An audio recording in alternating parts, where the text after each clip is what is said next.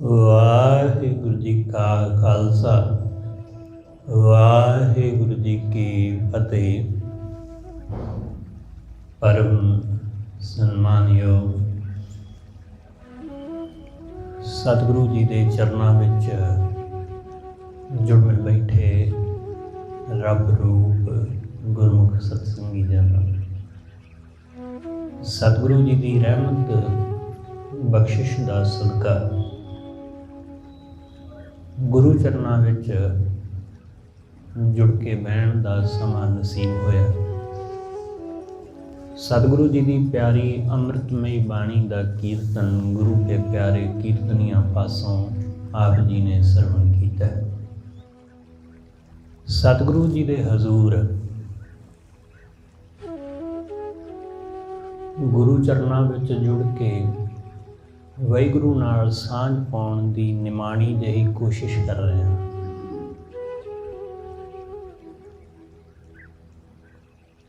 ਵਾਹਿਗੁਰੂ ਦੇ ਦਰ ਤੇ ਬੇਅੰਤ ਲੋਕ ਆਉਂਦੇ ਨੇ,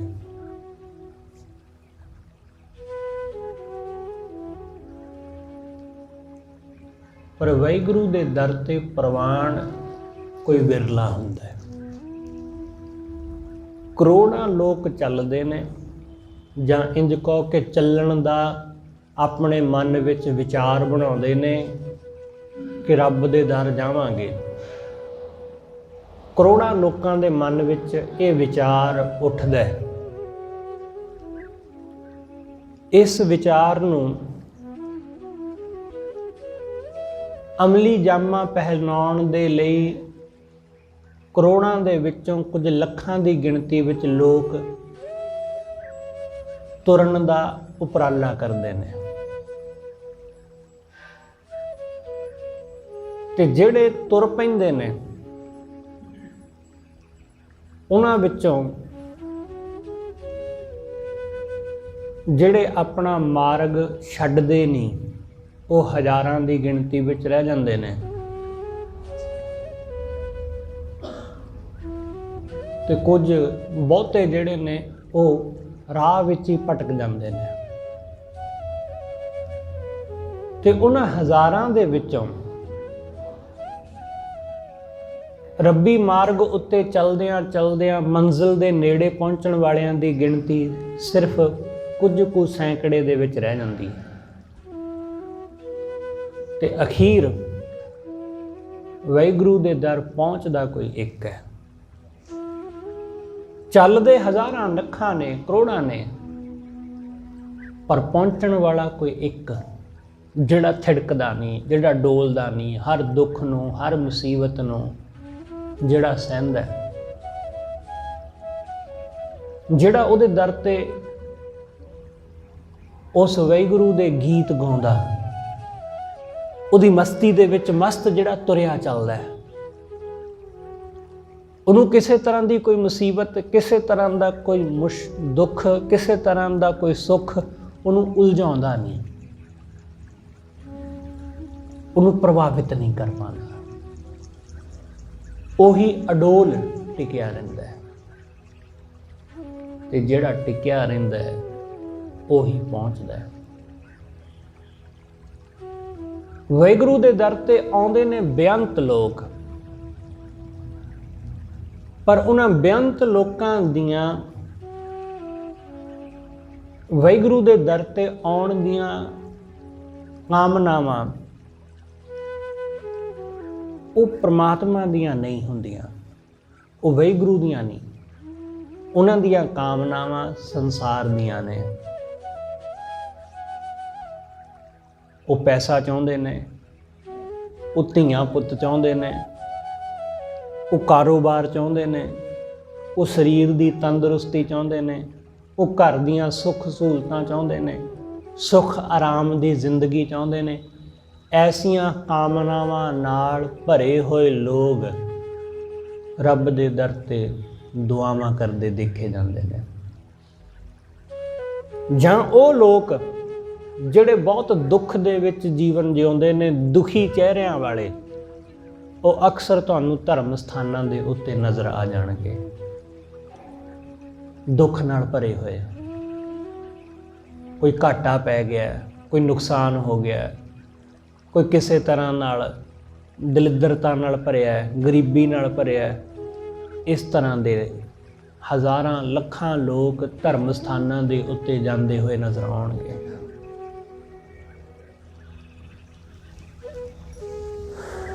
खुशी नाल, चाह नाल, खुश हो के रब दे दर ते अपड़न वाला कोई बंदा नज़र आवेगा, बहुत मुश्किल नाल, बहुत घट। जिहड़ा उहदे दर आया तो उसनूं गा रहा होवे, उहदे चेहरे ते मुस्कुराहट होवे, बाजे वजाउंदा, गाउंदा, उहदियां सिफतां करदा, खड़तालां वजाउंदा, जिहड़ा उहदे दर ते इस तरह हस हस के उहदे गुण गाउंदा होवे, ऐसा बंदा बहुत ही घट, शायद ही कदे नज़र आउंदा होवे। पर रोंदे हुए लोग अरदासां करदे अक्सर देखे जाते हैं, रोज़ कोई ना कोई ऐसा हुंदा ही है। हाँ, कुछ लोग हंझू लुको लेंदे ने, कईयां दे नहीं लुकोए जाते, वो प्रगट हो जाते हैं। पर दुखी चेहरिਆਂ वाले, दुख नाल भरे हुए ही लोग रब दे दर वल नूं जाते हैं।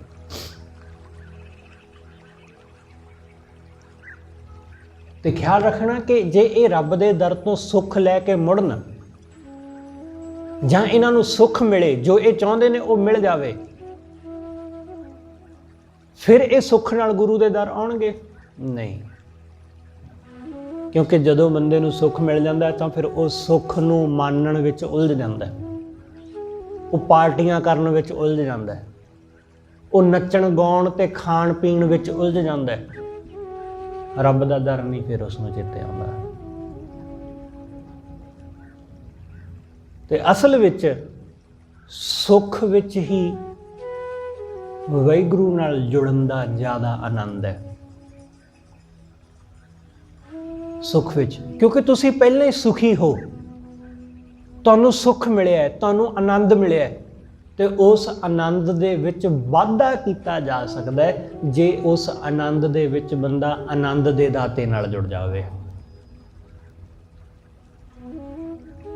लोग आनंद विच, सुख दे विच दुनिया नाल जुड़दे ने, रिश्तेदारां नूं इकट्ठा करदे ने, आंढ गुआंढ लोकां नूं इकट्ठा करदे ने, लोग खा पी के उस खुशी नूं वधाउण दी कोशिश करदे ने, जद कि ऐसा हुंदा नहीं, ऐसा हुंदा नहीं। वो खुशी बंदा मान ही नहीं पाता, वो सुख तुसी कदे गौर करना, चलो दूसरिਆਂ ਦੇ संबंध विच नहीं, अपने संबंध विच, कि अपने घर विच जदों कोई सुख दा समागम हुंदा है, बंदे नूं उस दिन चिंतावां ही इन्नियां हुंदियां कि सुख किते पता ही नहीं लगदा कित्थे आ। उन्होंने फिक्र ही लगी रहती है कि फुफड़ ना गुस्से हो जाए, मासड़ ना गुस्से हो जाए, जीजा ना गुस्से हो जाए। फिक्र इसे गल की सताउंदी रहिंदी कि कोई चीज़ ना घट जाए, कोई हलवाइयां वल किसी पासे कोई कमी ना रह जाए, कोई फलाना रिश्तेदार नहीं आया, फलाने नूं लीड़ा आ कपड़ा देना सी, फलाने नूं आ सूट देना है, बस वो इन्हां चीज़ां विच उलझ जांदा है, सुख मान ही नहीं पांदा। वो आनंद नूं मान ही नहीं पांदा उसनूं। लोग फिर कहते हैं जी विआह काहदा, विआह तां लोकां दा है जिहड़े देखण आए ने, साडा थोड़ी सुख, साडा थोड़ी सुख ते दूसरिਆਂ ਦਾ, ते दूसरे भी खा पी के निंद के मुड़ जाते हैं, सुख उन्हां नूं भी नहीं प्राप्त हुंदा। इसलिए तुसीं देखो कि इस संसार विच, साडे समाज विच सुख दीयां चीज़ां लोग जिन्हां नूं समझदे ने, उन्हां विचों सुख मिलदा नहीं है। लोग चाहुंदे ने कि सुख विच दुनिया नूं इकट्ठे कर लईए ते सुख वधेगा, कि भीड़ इकट्ठी कर लीए, हज़ारां दी गिणती विच बरात होवे, पर उहदे नाल सुख मिलेगा? बिल्कुल नहीं। बच्चे धी पुत दा जन्म दिन है, लोग इकट्ठे कर लीए, ਅਕਾਲੀ ਮੈਨੂੰ ਕਿਸੇ ਨੇ ਦੱਸਿਆ ਕਿ ਇੱਥੇ ਚੰਡੀਗੜ੍ਹ 'ਚ ਕਿਸੇ ਨੇ ਆਪਣੇ ਬੱਚੇ ਦਾ ਬਰਥਡੇ ਸੈਲੀਬ੍ਰੇਟ ਕੀਤਾ, ਉਹਨੇ 2 ਕਰੋੜ ਰੁਪਈਆ ਖਰਚਿਆ ਆਪਣੇ ਬੱਚੇ ਦੇ ਜਨਮ। ਉਹ ਠੀਕ ਹੈ ਭਾਈ, ਜਿਹਦੇ ਕੋਲ ਹੈ ਅਗਲਾ ਖਰਚ ਕਰ ਸਕਦਾ ਹੈ, ਕੁਛ ਵੀ ਕਰ ਸਕਦਾ ਹੈ। ਇਹਦੇ ਵਿੱਚ ਕਿਸੇ ਨੂੰ, ਮੈਨੂੰ ਜਾਂ ਕਿਸੇ ਨੂੰ ਵੀ ਇਤਰਾਜ਼ ਨਹੀਂ ਹੋਣਾ ਚਾਹੀਦਾ। ਪਰ ਗੱਲ ਇਹ ਹੈ ਕਿ ਕੀ ਉਹਦੇ ਨਾਲ ਸੁੱਖ ਮਿਲਿਆ, ਕਿ ਉਹਦੇ ਨਾਲ ਮਨ ਨੂੰ ਸਕੂਨ ਮਿਲਿਆ? ਕਰੋੜਾਂ ਰੁਪਇਆ ਖਰਚ ਕੇ ਵੀ ਫਿਕਰ ਬੰਦੇ ਨੂੰ ਇਹੀ ਲੱਗੀ ਰਹਿੰਦੀ ਕਿ ਦੂਸਰਿਆਂ ਦੀਆਂ ਚਿੰਤਾਵਾਂ, ਕਿ ਫਲਾਣਾ ਰਿਸ਼ਤੇਦਾਰ ਨਹੀਂ, ਉਹਨੂੰ ਨਹੀਂ ਮਿਲ ਹੋਇਆ, ਦੂਸਰਾ ਗੁੱਸੇ ਹੋ ਗਿਆ। ਚਿੰਤਾਵਾਂ ਇਹੀ ਰਹਿੰਦੀਆਂ ਬੰਦੇ ਨੂੰ, ਸੁੱਖ ਨਹੀਂ ਮਾਣ ਹੁੰਦਾ। ਸੁੱਖ ਦਾ ਸਮਾਂ ਸੀ ਪਰ ਸੁੱਖ ਮਾਣਿਆ ਹੀ ਨਹੀਂ। ਆਨੰਦ ਦਾ ਸਮਾਂ ਸੀ, ਆਨੰਦ ਮਾਣਿਆ ਹੀ ਨਹੀਂ। ਆਨੰਦ ਰਿਸ਼ਤੇਦਾਰਾਂ ਵਿੱਚ ਇੱਧਰ ਉੱਧਰ ਹੀ, ਲੋਕ ਨੱਚਣ ਗਾਉਣ ਨੂੰ ਹੀ ਆਨੰਦ ਸਮਝਦੇ ਰਹੇ, ਲੋਕ ਖਾਣ ਪੀਣ ਨੂੰ ਹੀ ਆਨੰਦ ਸਮਝਦੇ ਰਹੇ, ਲੋਕ ਸ਼ਰਾਬ ਪੀਣ ਨੂੰ ਹੀ ਆਨੰਦ ਸਮਝਦੇ ਰਹੇ। ਸੁੱਖ ਮਿਲਿਆ ਹੀ ਨਹੀਂ। ਇਸ ਲਈ ਇਹ ਗੱਲ ਚੇਤੇ ਰੱਖਿਓ ਕਿ ਜਦੋਂ ਤੁਹਾਨੂੰ ਸੁੱਖ ਮਿਲੇ, ਚਾਹੇ ਉਹ ਕਿਸੇ ਵੀ ਕਿਸਮ ਦਾ ਹੋਵੇ, ਸੁੱਖ ਵੱਡਾ ਜਾਂ ਛੋਟਾ ਨਹੀਂ ਹੁੰਦਾ, ਸੁੱਖ ਤਾਂ ਸੁੱਖ ਹੁੰਦਾ ਬਸ। ਕੈਸਾ ਵੀ ਹੋਵੇ ਸੁੱਖ, ਸੁੱਖ ਮਿਲਿਆ ਤਾਂ ਉਸ ਸੁੱਖ ਦੇ ਵਿੱਚ ਉਸ ਸੁੱਖਾਂ ਦੇ ਦਾਤੇ ਨਾਲ ਜੁੜਨ ਦਾ ਯਤਨ ਕਰਨਾ। ਜਦੋਂ ਤੁਸੀਂ ਖੁਸ਼ ਮਹਿਸੂਸ ਕਰੋ, ਆਪਣੇ ਆਪ ਨੂੰ ਸ਼ਾਂਤ ਤੇ ਆਨੰਦਿਤ ਮਹਿਸੂਸ ਕਰੋ, ਉਦੋਂ ਇਕੱਲਿਆਂ ਬੈਠ ਕੇ ਰੱਬ ਰੱਬ ਕਰਨਾ। ਉਦੋਂ ਭੀੜ ਵਿੱਚੋਂ ਨਿਕਲਣਾ। ਪਰ ਸਾਡੇ ਸਮਾਜ ਵਿੱਚ ਉਲਟਾ ਹੈ ਕਿ ਜਦੋਂ ਤਾਂ ਸੁੱਖ ਹੁੰਦਾ ਹੈ ਲੋਕ ਦੁਨੀਆ ਨੂੰ ਇਕੱਠੇ ਕਰਦੇ ਨੇ, ਜਦੋਂ ਦੁੱਖ ਹੁੰਦਾ ਹੈ ਬੰਦਾ ਦੁਨੀਆ ਤੋਂ ਭੱਜਦਾ ਹੈ। ਉਹ ਕਹਿੰਦਾ ਮੈਨੂੰ ਇਕੱਲਾ ਕਮਰੇ 'ਚ ਬੰਦ ਹੋ ਲੈਣ ਦਿਓ, ਮੈਂ ਇਕੱਲਾ ਕਿਤੇ ਦੂਰ ਬੈਠ ਜਾਵਾਂ, ਜਾ ਕੇ ਮੇਰੇ ਲਾਗੇ ਨਾ ਆਵੇ ਕੋਈ ਜਦੋਂ ਦੁੱਖ ਹੁੰਦਾ। ਜਦ ਕਿ ਸਾਡੇ ਸਮਾਜ ਦੀ ਧਾਰਨਾ ਕੀ ਹੈ ਕਿ ਦੁੱਖ ਵੰਡਣ ਨਾਲ ਘਟਦਾ। ਸਮਾਜ ਦੀ ਧਾਰਨਾ ਤੇ ਇਹੀ ਹੈ ਨਾ ਕਿ ਲੋਕਾਂ ਦੇ ਵਿੱਚ ਦੁੱਖ ਆਪਣਾ ਸਾਂਝਾ ਕਰੋ ਤਾਂ ਦੁੱਖ ਘਟਦਾ। ਪਰ ਬੰਦਾ ਕੀ ਕਰਦਾ? ਬੰਦਾ ਦੁੱਖ ਦੇ ਵਿੱਚ ਲੁਕਦਾ, ਦੁੱਖ ਵਿੱਚ ਭੱਜਦਾ। ਪਰ ਲੋਕ ਕੀ ਕਰਦੇ ਨੇ? ਲੋਕ ਸੁੱਖ ਵਿੱਚ ਦੁਨੀਆ ਨੂੰ ਇਕੱਠਾ ਕਰਦੇ ਨੇ ਤੇ ਉਹਨਾਂ ਦੀ ਵਜ੍ਹਾ ਕਰਕੇ ਬਹੁਤੀ ਵੇਰਾਂ ਸੁੱਖ ਘਟ ਜਾਂਦਾ ਜੇ। ਬਹੁਤੀ ਵੇਰਾਂ ਹਰ ਵਿਆਹ ਸ਼ਾਦੀ ਵਿੱਚ ਝਗੜਾ ਕਿਤੇ ਨਾ ਕਿਤੇ ਹੋ ਹੀ ਜਾਂਦਾ ਹੈ, ਕੋਈ ਨਾ ਕੋਈ ਨਾਰਾਜ਼ ਹੋ ਹੀ ਜਾਂਦਾ ਹੈ, ਕਿਸੇ ਨੂੰ ਕੋਈ ਚੀਜ਼ ਨਹੀਂ ਮਿਲਦੀ ਤਾਂ ਗੁੱਸੇ ਹੋ ਹੀ ਜਾਂਦਾ ਹੈ, ਤਾਂ ਉਹ ਸੁੱਖ ਘਟਦਾ ਹੈ। ਇਸ ਲਈ ਬਹੁਤੀ ਦੁਨੀਆ ਉਹ ਸੁੱਖ ਨੂੰ ਮਾਣ ਨਹੀਂ ਪਾਉਂਦੀ। ਬੇਸ਼ੱਕ ਉਹਨਾਂ ਦੇ ਘਰ ਵਿੱਚ ਸੁੱਖ ਆਉਂਦਾ ਤੇ ਆ ਕੇ ਚਲਿਆ ਜਾਂਦਾ। ਸੁੱਖ ਆਉਂਦਾ, ਹਰ ਬੰਦੇ ਦੇ ਜੀਵਨ ਵਿੱਚ ਸੁੱਖ ਆਉਂਦਾ, ਪਰ ਰੁਕਦਾ ਨਹੀਂ, ਕਿਉਂਕਿ ਬੰਦਾ ਰੋਕਣ ਦੀ ਕੋਸ਼ਿਸ਼ ਨਹੀਂ ਕਰਦਾ। ਬੰਦਾ ਦੁਨੀਆ ਨੂੰ ਰੋਕਣ ਦੀ ਕੋਸ਼ਿਸ਼ ਕਰਦਾ, ਰਿਸ਼ਤੇਦਾਰਾਂ ਨੂੰ ਰੋਕਣ ਦੀ ਕੋਸ਼ਿਸ਼ ਕਰਦਾ, ਤੇ ਉਹੀ ਉਹਦਾ ਸੁੱਖ ਖਰਾਬ ਕਰ ਜਾਂਦਾ। ਇਸ ਲਈ ਸੁੱਖ ਵਿੱਚ ਸਤਿਗੁਰੂ ਕਹਿੰਦੇ ਵਾਹਿਗੁਰੂ ਨੂੰ ਗਾਉਣਾ। ਇਸ ਲਈ ਇਹ ਵੀ ਖਿਆਲ ਰੱਖਣਾ ਕਿ ਸੁੱਖ ਦੇ ਵਿੱਚ ਲੋਕ ਜੇ ਗੁਰੂ ਦੀ ਬਾਣੀ ਦਾ ਪਾਠ ਵੀ ਕਰਾਉਣ ਨਾ, ਤਾਂ ਉਹ ਵੀ ਦਿਖਾਵੇ ਤੋਂ ਵੱਧ ਕੇ ਹੋਰ ਕੁਛ ਨਹੀਂ ਹੁੰਦਾ। ਉਹ ਵੀ ਸਿਰਫ ਦੁਨੀਆ ਦਾ, ਆਂਢ ਗੁਆਂਢ ਦਾ ਮੂੰਹ ਰੱਖਣ ਵਾਸਤੇ, ਹੋਰ ਕੁਛ ਨਹੀਂ। ਉਹਦੇ ਵਿੱਚ ਵੀ ਬਹੁਤੀ ਵੇਰਾਂ ਦਿਖਾਵਾ ਹੀ ਹੁੰਦਾ ਹੈ। ਇਸ ਲਈ ਦਿਖਾਵੇ ਤੋਂ ਬਚਣਾ। ਦਿਖਾਵੇ ਵਿੱਚ ਕੁਛ ਨਹੀਂ ਪਿਆ ਹੈ। ਖੁਸ਼ੀ ਹੋਵੇ, ਸੁੱਖ ਹੋਵੇ ਤਾਂ ਗਾਉਣਾ। ਅੱਜ ਦੇ ਇਸ ਸ਼ਬਦ ਅੰਦਰ ਗਾਉਣ ਦਾ ਹੀ ਜ਼ਿਕਰ ਹੈ ਕਿ ਗਾਓ ਪ੍ਰਸੰਨ ਹੋ ਕੇ, ਆਨੰਦ ਨਾਲ ਉਸ ਵਾਹਿਗੁਰੂ। ਕਿਉਂਕਿ ਜਦੋਂ ਖੁਸ਼ ਹੁੰਦਾ ਬੰਦਾ ਕੀ ਕਰਦਾ? ਬੰਦਾ ਗਾਉਂਦਾ ਹੈ। ਦੁੱਖ ਵਿੱਚ ਕੋਈ ਨਹੀਂ ਗਾਉਂਦਾ ਸਿਵਾਏ ਫਿਲਮਾਂ ਗੀਤਾਂ ਤੋਂ। ਦੁੱਖ ਵਿੱਚ ਕਦੇ ਨਹੀਂ ਗਾਇਆ ਜਾਂਦਾ, ਸੁੱਖ ਵਿੱਚ ਗਾਇਆ ਜਾਂਦਾ ਹੈ। ਸੁੱਖ ਵਿੱਚ ਗੀਤ ਗਾਏ ਜਾਂਦੇ ਨੇ, ਸੁੱਖ ਵਿੱਚ ਨੱਚਿਆ ਜਾਂਦਾ ਹੈ। ਦੁੱਖ ਵਿੱਚ ਕੌਣ ਨੱਚਦਾ ਜੇ? ਇਸ ਲਈ ਗਾਣਾ ਉਸ ਵਾਹਿਗੁਰੂ ਨੂੰ, ਗਾਉਣ ਦਾ ਢੰਗ ਤੁਹਾਡਾ ਆਪਣਾ। ਇਕੱਲੇ ਬੈਠ ਜਾਓ, ਕਮਰੇ ਵਿੱਚ ਬੈਠ ਜਾਓ, ਆਪਣੇ ਪਰਿਵਾਰ ਨਾਲ ਬਹਿ ਕੇ ਗਾ ਲਓ, ਗੁਰੂ ਦੇ ਦਰ ਆ ਕੇ ਕੀਰਤਨ ਰਾਹੀਂ ਗਾ ਲਵੋ, ਕਥਾ ਰਾਹੀਂ ਗਾ ਲਵੋ, ਜਿਵੇਂ ਵੀ ਤੁਹਾਨੂੰ ਠੀਕ ਲੱਗੇ, ਜਿਵੇਂ ਵੀ ਤੁਸੀਂ ਕੰਫਰਟੇਬਲ ਹੋਵੋ ਉਹਦੇ ਨਾਲ। ਇਸ ਲਈ ਉਹਨੂੰ ਗਾਉਣਾ, ਸੁੱਖ ਵਿੱਚ ਉਸ ਪਰਮਾਤਮਾ ਦੇ ਗੀਤ ਗਾਉਣੇ। ਇਸ ਲਈ ਖਿਆਲ ਰੱਖਣਾ ਕਿ ਗੁਰੂ ਸਾਹਿਬ ਨੇ ਸਾਨੂੰ ਬਾਣੀਆਂ ਵੀ ਉਹ ਦਿੱਤੀਆਂ ਨੇ ਜਿਹੜੀਆਂ ਸੁੱਖ ਦੇ ਵਿੱਚ ਵੀ ਗਾਈਆਂ ਜਾ ਸਕਦੀਆਂ ਤੇ ਦੁੱਖ ਵਿੱਚ ਵੀ। ਸਤਿਗੁਰੂ ਨੇ ਕਿਹਾ ਕਿ ਸੁੱਖ ਵਿੱਚ ਲੋਕ ਕੀ ਕਰਦੇ ਨੇ, ਵਿਆਹ ਤੇ ਘੋੜੀਆਂ ਗਾਉਂਦੇ ਨੇ, ਸੁਹਾਗ ਪੜ੍ਹਦੇ ਨੇ। ਸਤਿਗੁਰੂ ਕਹਿੰਦੇ ਠੀਕ ਹੈ, ਫਿਰ ਤੁਸੀਂ ਵੀ ਪੜ੍ਹ ਲਓ ਘੋੜੀਆਂ। ਗੁਰੂ ਨੇ ਸਾਨੂੰ ਘੋੜੀਆਂ ਬਾਣੀ ਦੇ ਦਿੱਤੀ ਕਿ ਗਾ ਘੋੜੀਆਂ। ਤੂੰ ਗਾਉਣਾ ਚਾਹੁੰਦਾ ਨਾ ਤਾਂ ਤੂੰ ਗਾ। ਮੌਤ ਹੋ ਜਾਂਦੀ ਹੈ ਤਾਂ ਲੋਕ ਅਲਾਣੀਆਂ ਪੜ੍ਹਦੇ ਨੇ। ਅਲਾਣੀਆਂ ਇਹ ਇੱਕ ਲੋਕ ਗੀਤ ਹੈ।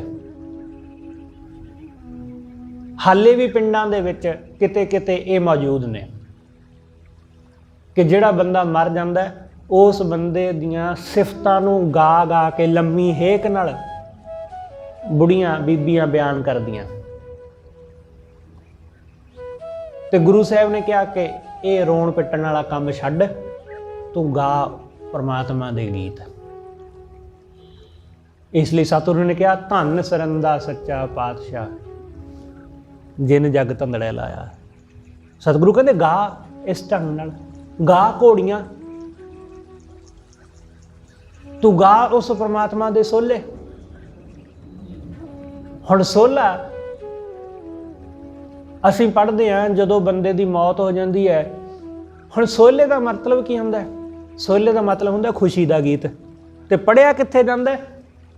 ਮਰਨ ਕੰਢੇ, ਜਦੋਂ ਬੰਦਾ ਚਿਖਾ ਦੇ ਉੱਤੇ ਪਿਆ ਹੁੰਦਾ ਤਾਂ ਉਦੋਂ ਸੋਹਲਾ ਪੜ੍ਹੀਦਾ ਤੇ ਉਹਦਾ ਅਰਥ ਖੁਸ਼ੀ ਦਾ ਗੀਤ।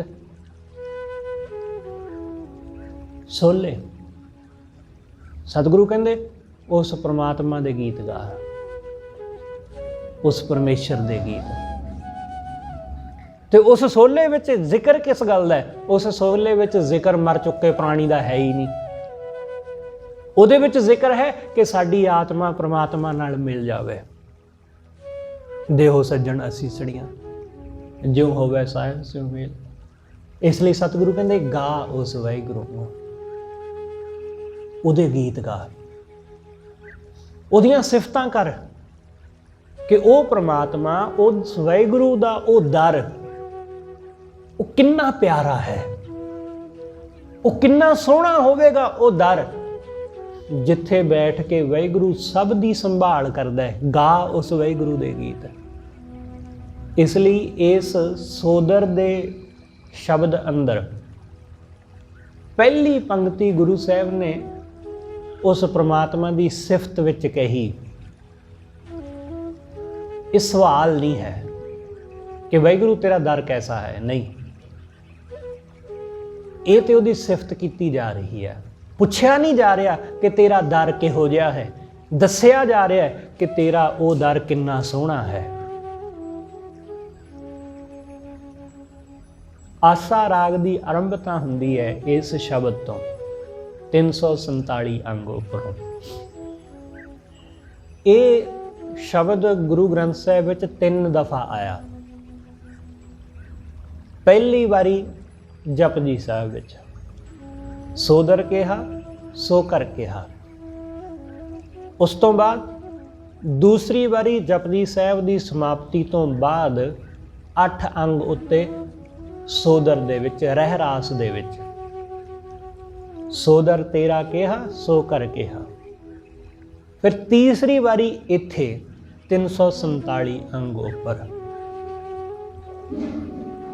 ਸ਼ਬਦ ਦੇ ਅਰਥ ਵਿੱਚ ਕੋਈ ਫਰਕ ਨਹੀਂ ਹੈ। ਅਰਥ ਉਹੀ ਹੈ ਜਿਹੜਾ ਜਪਜੀ ਵਿੱਚ ਹੈ, ਉਹੀ ਜਿਹੜਾ ਸੋਦਰ ਵਿੱਚ ਹੈ, ਉਹੀ ਜਿਹੜਾ ਇੱਥੇ ਹੈ। ਅਰਥ ਵਿੱਚ ਕੋਈ ਫਰਕ ਨਹੀਂ। ਫਰਕ ਕੀ ਹੈ? ਫਰਕ ਤੁਕਾਂਤ ਭੇਦ ਹੈ। ਜਿਵੇਂ ਜਪਜੀ ਸਾਹਿਬ ਵਿੱਚ ਸੋ ਦਰ ਕਿਹਾ ਸੋ ਕਰ ਕਿਹਾ, ਇੱਥੇ ਕੀ ਹੈ?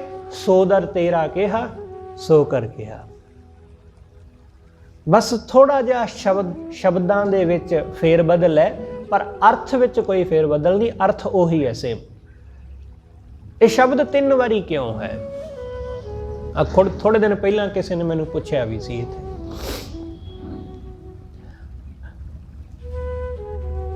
ਤੁਸੀਂ ਕੋਈ ਗੱਲ ਕੱਲ ਕਹੀ ਸੀ ਜਾਂ ਪਰਸੋਂ ਜਾਂ ਕੁਝ ਮਹੀਨੇ ਪਹਿਲਾਂ, ਤੁਸੀਂ ਉਹੀ ਗੱਲ ਸੇਮ ਟੂ ਸੇਮ ਅੱਜ ਕਹਿਣੀ ਹੈ, ਤੁਸੀਂ ਨਹੀਂ ਕਹਿ ਸਕੋਗੇ।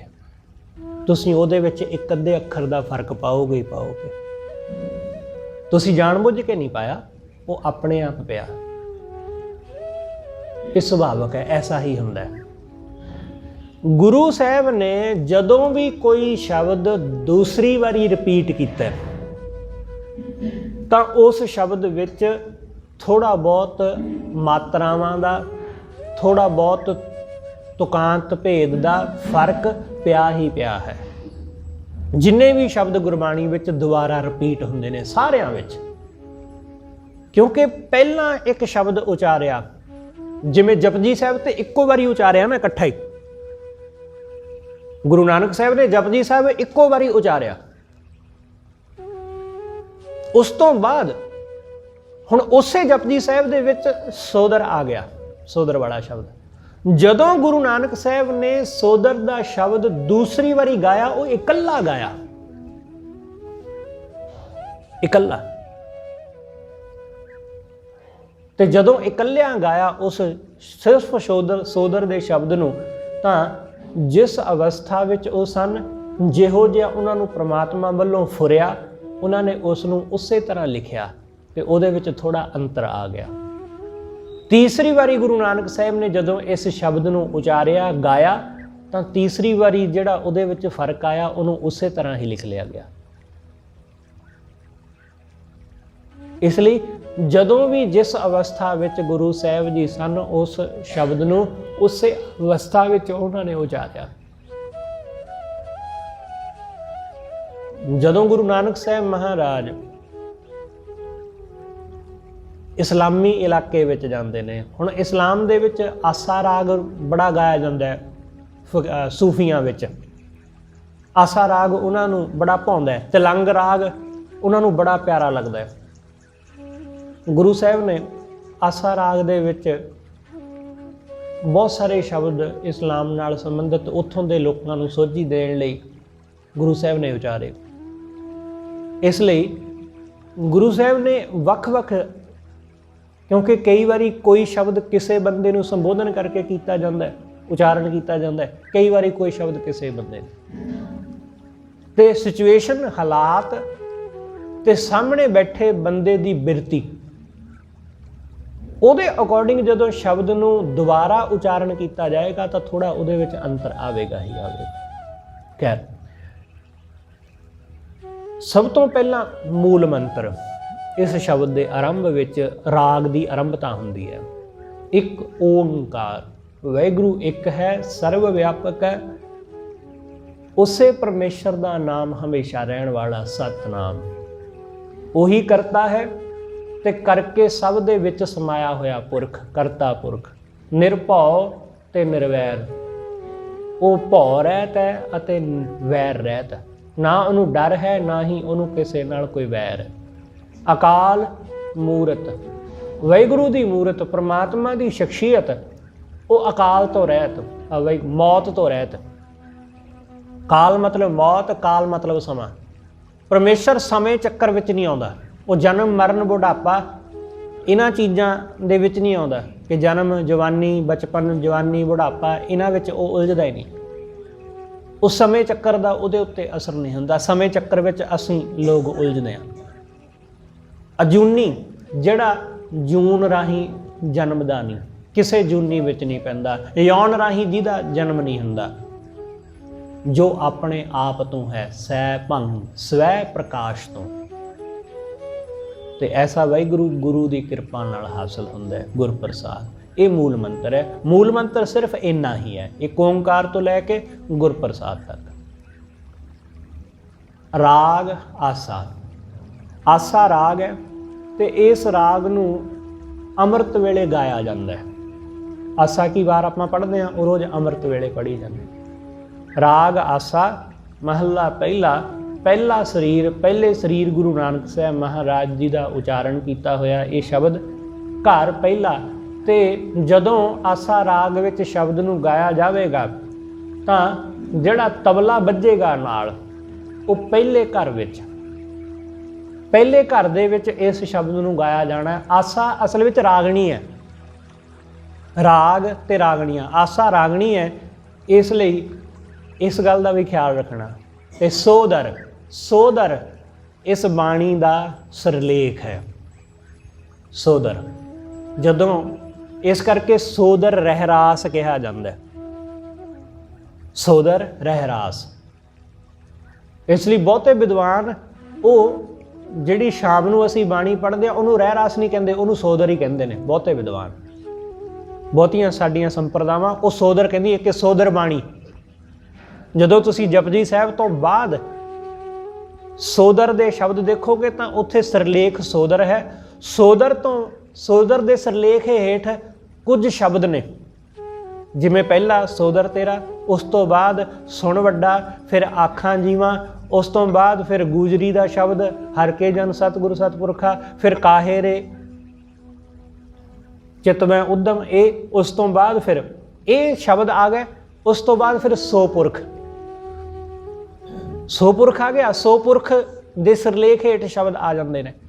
सोपुरख दे नाल फिर जिहड़े शब्द जुड़े वो आसा दा शब्द तू करता सचियार, फिर तित सरवरड है, फिर भई ले भई प्राप्त मानुख दे हो रही है।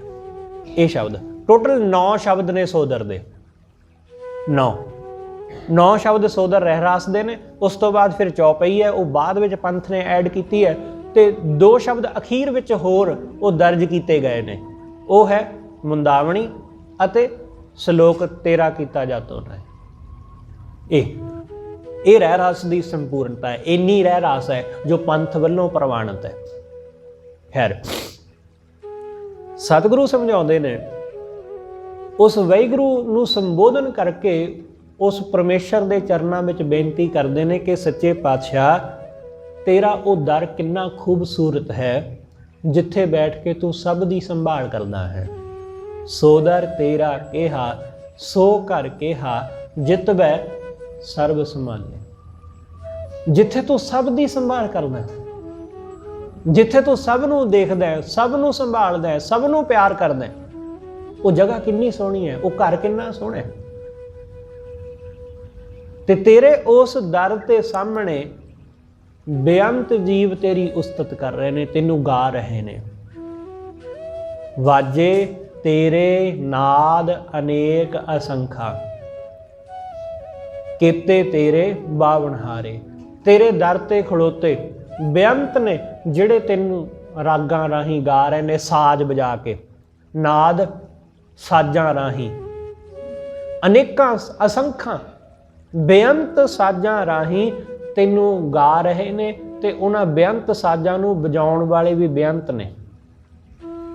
केते राग परी स्यों कईयां, बेअंत राग ने जिन्हां रागां राही तेनू गाया जांदा है। पहलां पहल जदों संगीत की उत्पत्ति हुई ना, संगीत ने जन्म लिया तो संगीत ने जन्म भगतां राही, सूफियां राही, वख-वख धर्मां दे विच जिन्ने भी परमात्मा नूं मनण वाले संगीत ने धर्म दे राही जन्म लिया। इत्थों तक के नाच, उस नाच ने भी धर्म राही ही जन्म लिया। इसलिए हर कला, चाहे वह नच्चण दी होवे ते चाहे गाउण दी होवे, वो हर कला बंदे नूं रब तक ले जाती है जे बंदा उसनूं सही ढंग नाल वरतना जानदा होवे। जे उहदा सही इस्तेमाल आउंदा है तां गाउणा भी परमात्मा तक ले जांदा है।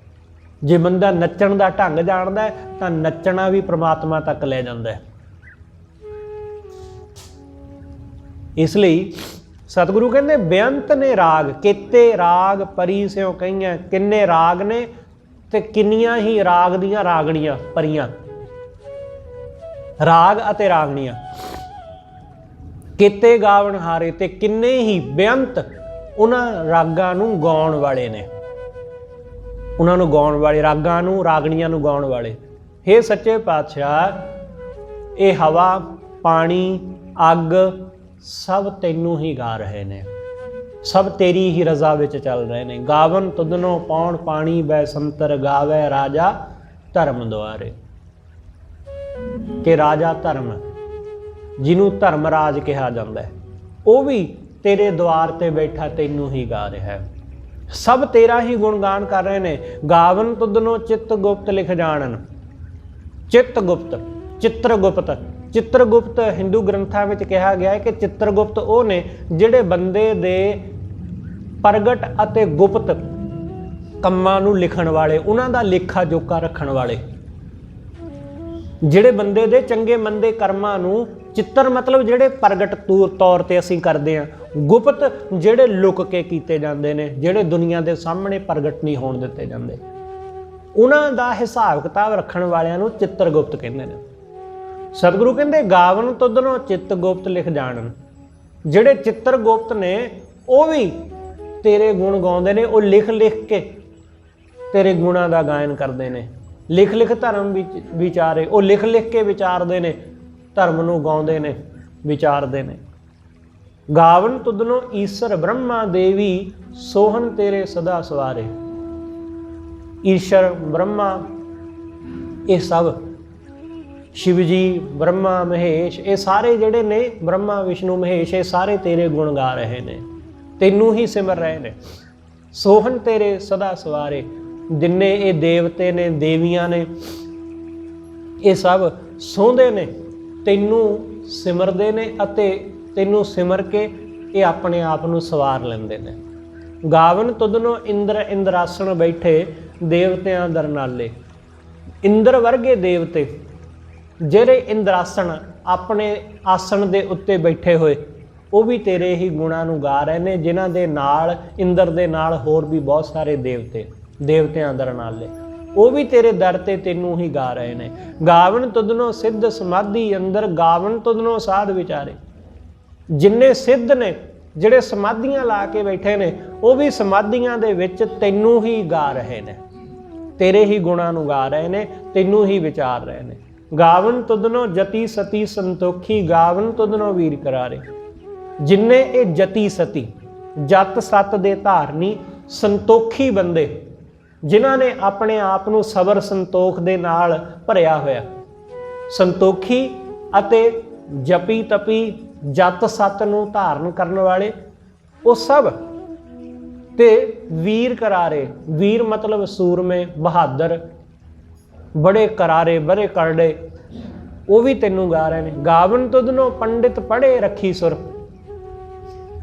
जिहड़े पंडित ने, बड़े विद्वान, पंडित मतलब ज्ञानी विद्वान, पढ़े लिखे, ऋषिसुर, ऋषिसुर ऋषि मुनि, जिहड़े ऋषि ने, जिवें हिंदू धर्म दियां उपनिषदां ने ऋषियां वल्लों उचारण कीतियां होईयां। सतगुरु कहंदे गावन तुदनो पंडित पढ़न रखी सुर। जिहड़े ये पढ़े हुए ने रखी सुर, जुगां जुगां तो वेदां दी विचार करन वाले, वेदां नूं वेद व्यास वर्गे लिखण वाले, वो सारे तेरियां ही सिफतां कर रहे ने, तेरे ही गुण गा रहे ने, सब तेरा ही गुण गायन कर रहे ने। गावन तुदनो मोहनियां मन मोहन, सुरग मछ प्याले।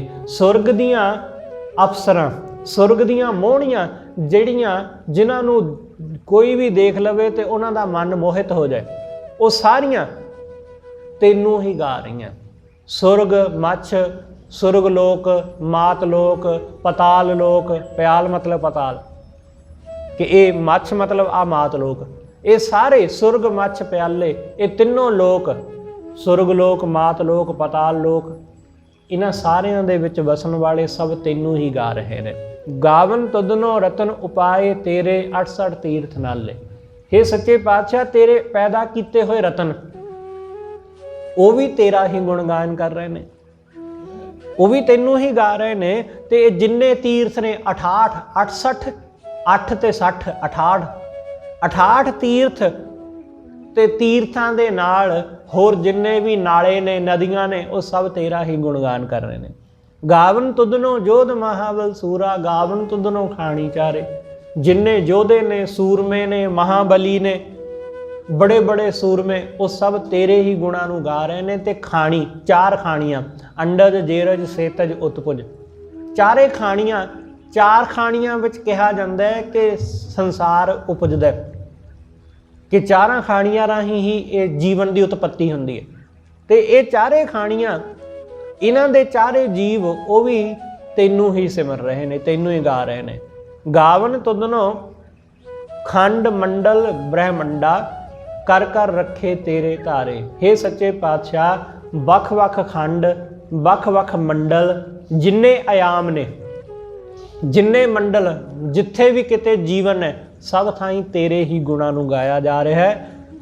तू ही सब नूं कर करके रखिया होया, पैदा करके रखिया होया, सब तेरे धारे, तेरे ही आसरे सब टिके हुए ने।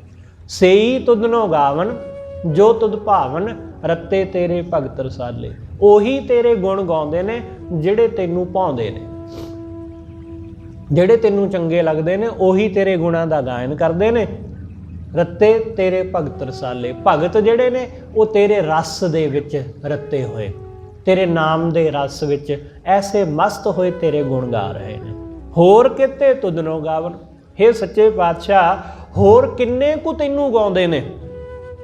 ਸੇ ਮੈਂ ਚਿਤ ਨਾ ਆਵਨ, मेरे चित्त विच नहीं आउंदे, जिन्ने क मेरे चित्त विच आए वो मैं बयान कर दिते।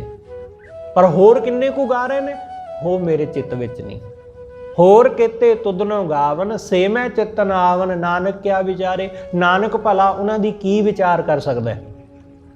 सतगुरु कहंदे मैं उन्हां दी की विचार कर सकदा है, क्योंकि बेअंत ने जिहड़े तेरे गुणां दा गायन कर रहे ने, मेरी सूझ विच, मेरी समझ विच वो नहीं आउंदे। जिन्ने क आ सके मैं दस दिते। सोई सोई सदा सच, साहिब साचा साची नाई। ओही ओही परमात्मा हमेशा सच है, सदियां तो ओही सच है, ओदा ही नाम सच है, ते साची नाई, ओदा न्याय भी सच्चा है। हैपी होसी जाए ना जासी, रचना जिन रचाई। ओही परमात्मा हुण है, ओही अगाह होवेगा, जिसने ये सारी रचना रची है। रंगी रंगी भांति जिनसी, जिस वाहिगुरू ने वख वख रंगां दी, वख वख भांतां दी, वख वख जिनसां दी माया जिस वाहिगुरू ने रची है। माया जिन उपाई, जिसने वख वख किस्मां रंगां भांतां दी माया पैदा की है। ਉਹੀ परमात्मा कर कर देखै, पैदा कर करके देखदा है, संभालदा है। ਉਹੀ सब कासे दी संभाल करदा है, ज्यों तिस दी वडियाई, जिमें उस परमात्मा दी वडियाई, जिमें उहनूं भाउंदा है। जो तिस भावै सोई करसी, फिर हुक्म ना करना जाई। जो उस वाहिगुरू नूं भाउंदा है, सतगुरु कहंदे ਉਹ ਉਹੀ करदा है। ਉਹਦੇ हुक्म तो उल्ट नहीं ਚੱਲਿਆ जा सकदा, ਉਹਦੇ हुक्म तो उल्ट कुछ नहीं कीता जा सकदा, ते ਉਹਦੇ हुक्म नूं बयान करना भी बड़ा औखा है। सो पातशाह शाहां पत साहिब, वो परमात्मा शाहां दा भी शाह है, वो बादशाहां दा बादशाह, ਉਹੀ असल विच सच्चा पातशाह है, सच्चा बादशाह है, बाकी तां झूठे ने। सो पातशाह शाहां पत साहिब, नानक रहन रजाई। सतगुरु कहंदे उस वाहिगुरू दी रज़ा विच रहना चाहिदा है। जिवें ये सब ओहदी रज़ा विच चल रहे ने, ये सूरज चंद तारे ये सब परमात्मा दे गुण गा रहे ने। सतगुरु कहंदे तू भी गा। जिवें क्लास विच कोई टीचर कहंदा ना, वो वख वख पढ़दे जिहड़े स्टूडेंट ने, जिहड़े हुशियार ने, उन्हां दा नाम लैके कहंदा कि देख वो फलाना भी पढ़दा है, वो भी पढ़दा है, वो भी देख किन्ने चंगे नंबर आए ने, वो भी देख किन्ना सियाणा है, पढ़न विच किन्ना चंगा है, तू भी पढ़िया कर। बिल्कुल ऐसा ही सतगुरु कहंदे वेख वो भी रब दे गुण गाउंदा है, वो भी गाउंदा है, आ भी गाउंदा है, हवा पौण पानी सारे गाउंदे ने। सतगुरु कहंदे भाई तुसीं भी गाया करो। इसलिए सब उहदी रज़ा विच रहिंदे ने, ਤੇ ਤੁਸੀਂ ਵੀ ਭਾਈ ਉਹਦੀ ਰਜ਼ਾ ਵਿੱਚ ਰਿਹਾ ਕਰੋ। ਸਤਿਗੁਰੂ ਕਹਿੰਦੇ ਭਾਈ ਤੁਸੀਂ ਸਾਰੇ ਉਸ ਪ੍ਰਮਾਤਮਾ ਦੀ ਰਜ਼ਾ ਵਿੱਚ ਰਹੋ। ਨਾਨਕ ਰਹਿਣ ਰਜ਼ਾਈ, ਉਹਦੀ ਰਜ਼ਾ ਵਿੱਚ ਹੀ ਰਹਿਣਾ ਚਾਹੀਦਾ ਹੈ, ਉਹਦੇ ਹੁਕਮ ਵਿੱਚ। ਸਤਿਗੁਰੂ ਰਹਿਮਤ ਕਰੇ ਉਹਦੀ ਰਜ਼ਾ ਵਿੱਚ ਰਹਿਣ ਦਾ ਸਾਨੂੰ ਸਾਰਿਆਂ ਨੂੰ ਸਤਿਗੁਰੂ ਬਲ ਬਖਸ਼ੇ। ਹੋਈਆਂ ਭੁੱਲਾਂ ਲਈ ਖਿਮਾ ਸਤਿਗੁਰੂ ਜੀ ਅਤੇ ਆਪ ਸਰਬੱਤ ਸੰਗਤ ਬਖਸ਼ਣਯੋਗ। ਭੁੱਲਾਂ ਨਾ ਚਿਤਾਰਦੇ ਹੋਏ ਆਖੋ ਜੀ ਵਾਹਿਗੁਰੂ ਜੀ ਕਾ ਖਾਲਸਾ ਵਾਹਿਗੁਰੂ ਜੀ ਕੀ ਫਤਿਹ।